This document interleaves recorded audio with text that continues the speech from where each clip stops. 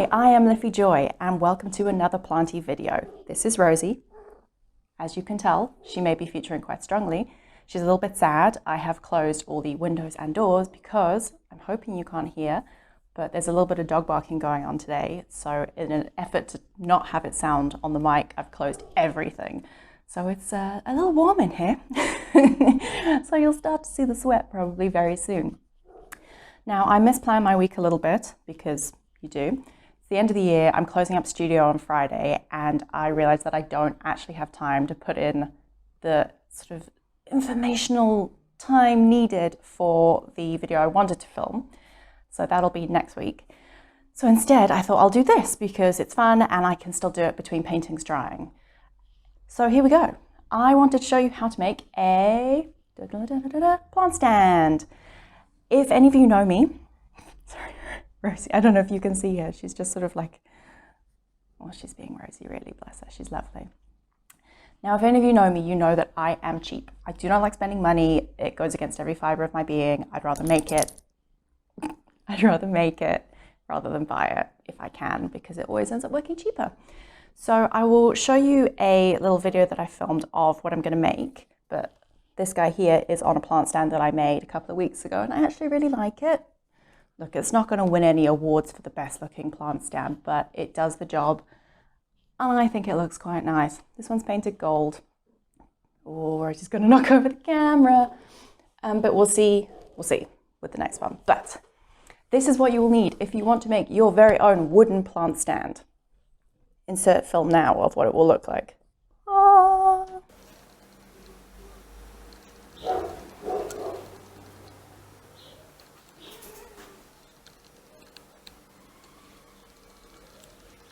Rosie, you're going to help me show what you need?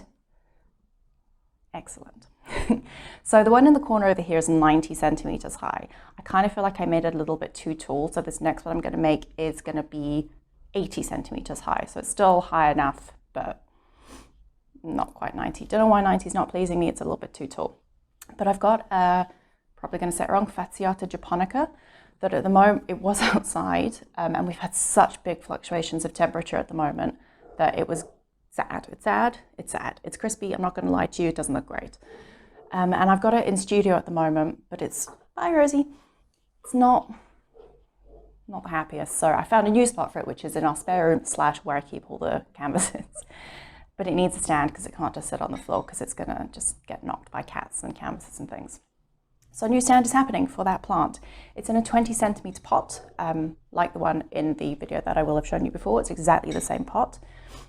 Oh, Misty's out. Very exciting, she may make an appearance. So that is the plan. So you are going to need to make your measurements first. So I've worked out that I need 4 cuts of 80 centimeter wood and 4 cuts of 20 centimeter wood, because I'm going to make little cross struts like this to brace it, where the thing will sit on, and then it kind of makes little cross struts so it doesn't just wobble around at the bottom. And have used 22 millimeter pine. Pine is the cheapest wood that I can find. I like working with pine. It's strong, like it's cool. You can use Meranti. Meranti is nice if you aren't going to paint it or if you want to stain it, because let's be honest, it's a prettier wood, but it's like 4 times the price. And it kind of defeats the point of this being a cheap stand. So you will need wood. I bought 3 1.8 meter pieces of wood in the 22 mil pine. And I'm going to have quite a bit of excess because I get 2 cuts of the 80 on each with a little bit of excess, and then I'm going to cut the rest of the 20 centimeter struts from the other one. Because the ends are actually a little bit warped, I could have gone with less wood, but like most wood is just bad quality. Please check your wood isn't warped first, because they'll bundle stuff like this, so you can see well, maybe you can't see, it's been taped together, and then they try and lull you into a false sense of security thinking the wood is straight. And actually, you undo it from the tight masking tape, and then it turns out it's literally like this.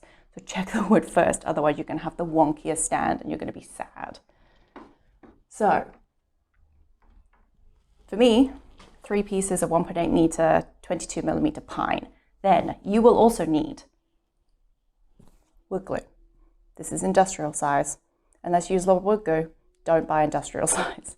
But I use a lot of wood glue, so you'll need wood glue. You will need a saw. I don't have, well, I do have a jigsaw, but like this doesn't feel like it's jigsaw worthy. I'll just cut this by hand. It's fine. So a saw. Also, this is not a nice saw. This saw is about 10 years old. It's seen better days. It's really blunt, but it does the job. Then you will also need a clamp or two. I'm going to use two so I can do things at the same time. This just makes your life easier for cutting wood, so you can clamp it to a table, and also when you're clamping the cross struts together, clamps it nice and tight so you have a nice strong seal with the wood glue. I'm going to film the whole process of me making this. I apologize. I dress terribly when I work in studio, so please don't judge me. There won't be makeup. It'll be bad. I'm sorry, but it's effective. What else will you need? You will need a hammer. You'll need a hammer because you also need a chisel. This is for when you make the cross struts. You chisel out a little arch of wood so everything can slot into one another, like this. So it makes a nice flush thing for your pot to sit on. Then you will also need screws. How many screws will you need? 1, 2, 3, 4, 5, 8 screws. There's way more than 8 here. I use a lot of screws as well. So these are 3.6 mil. 3.6 mil. 3.6 centimeters, 36 millimeters. Then you will also need, if you're not going to use screws, because not all of you have one of these bad boys to screw them in, makes life much easier. You can also use nails. So have nails. These are 4 centimeter or 40 millimeter nails. That just gives you a nice depth. I think you might actually need them to be a bit longer, but it's fine. It's fine. So yeah, I think that's everything. Wood, hammer, chisel, saw, clamp, power tool, screws, nails just in case. I end up using nails and screws on this one because I couldn't get the screws in the wood through all the knots because that was really cheap wood. And of course, wood glue. And then you're ready to roll. So I will now cut to me working in studio, cutting on the wood, putting it all together. Probably do it over the course of a few days because I am still working. So it's got to fit in between everything else. But that's the plan. So next time you see me, I'll be dressed in something completely different and hopefully have a full stand to show you. I will show you while I'm working kind of what I'm doing, I think, so you can see, but it's pretty simple. You just cut the wood into, for me, 4 80 centimeter strips, 4 20 centimeter strips. The 80 centimeter strips, in fact, I'm going to see if I can twist this. Is that pointing in the right direction? Yes, magic. So the 80 centimeter strips of wood will be the stand. The 20 centimeter strips are these little bits here. So if I lift him out, ta-da, you can see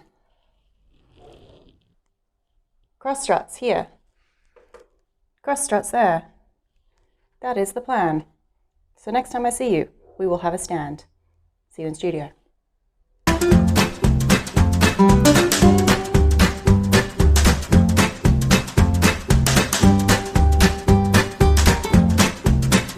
Okay, so here we have our 4 80 centimeter bits of wood and our 4 20 centimeter bits of wood.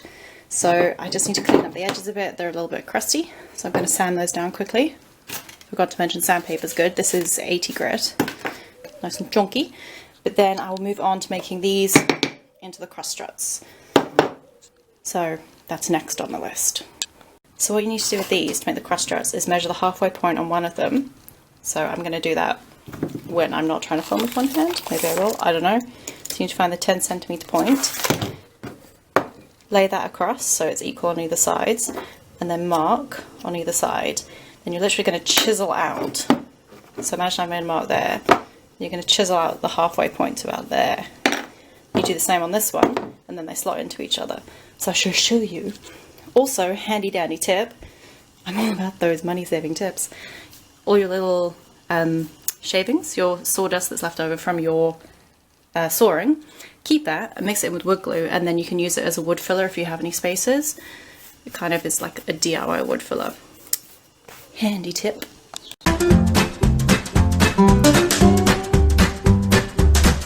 So I've made a couple little notches to about halfway down, and now I'm going to chisel them out. So that's going to leave you a nice little nook for this half to slot into.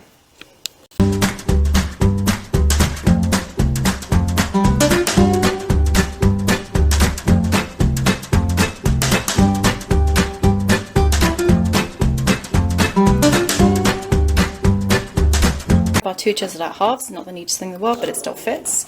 So, ta-da, ta-da. And then, oh, doing this one hand is weird, slot into one another, like that. So I just need to do a little bit more sanding on this side, because you can see it doesn't sit quite flush, but then you have a nice flat side. So you do that with these two as well, and then your cross struts are done. Then basically it's just screwing it together and it's done. Easy peasy. Okay, there we go, we have the two struts done. So now basically what you need to do, if I can get this part, no, they're too tight. Sorry for the dirty desk. There we go.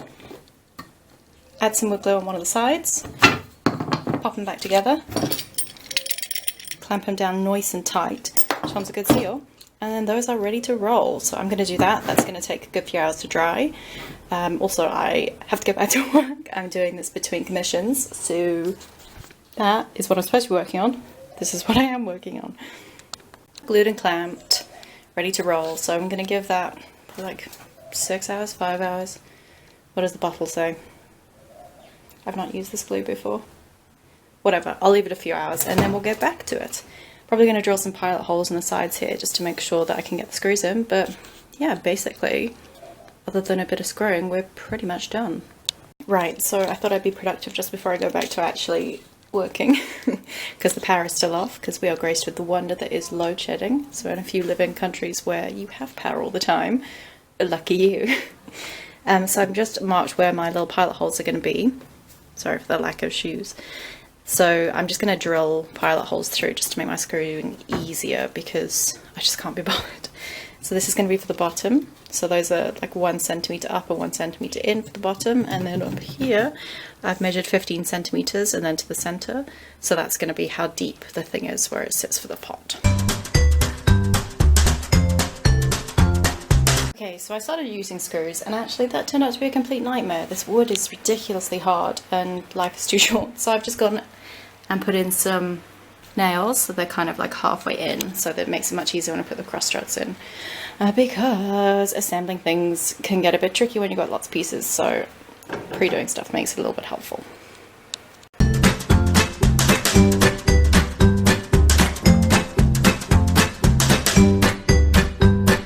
Sorry about the absolute mess that is studio. I'm still trying to get everything finished for tomorrow while making this, but I'm hoping the time-lapse showed you, but it's all finished. Ta-da! So simple. So basically all I did was, once these were dry and my little pilot holes were done, I just lined up the central points of the back. Can you see any of the lines? Here we go. Made a central mark here and a here, and then just nailed it in together so that it all matched up. Top and the bottom. And actually, it's pretty secure unless I really wobble it. So yeah, exciting. I think I'm going to paint him copper quickly, so I'm going to paint him up and then show him to you when he's got a plant on him. But that's literally it. Super simple, and actually I think it looks quite nice. So I'll show you once he's all coppered up.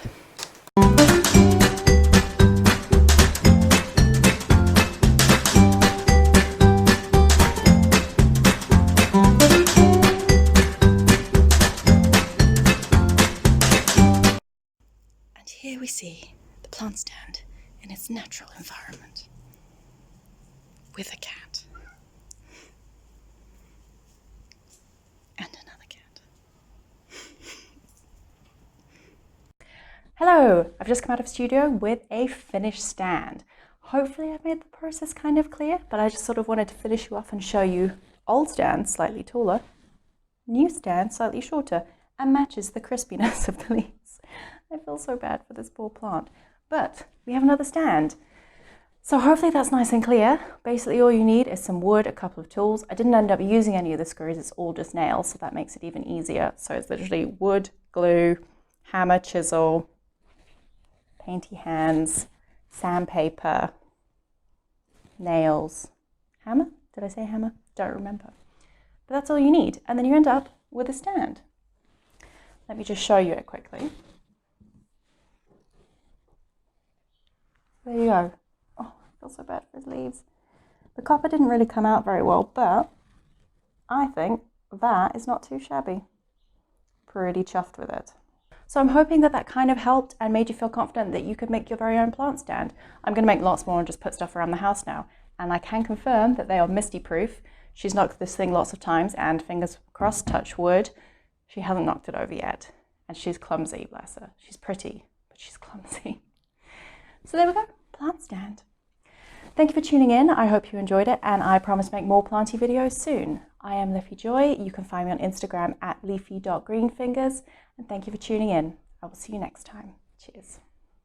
So I thought it would be fun to show you where it's going to live now. This is our spare room, aka the room I store paintings in. So I just wanted to brighten it up. So now we have a plant in the room with a shed outside the window blocking half of it. But at least there's a plant in here now. Actually, looks quite nice. Pretty chuffed with it. Matches the frames.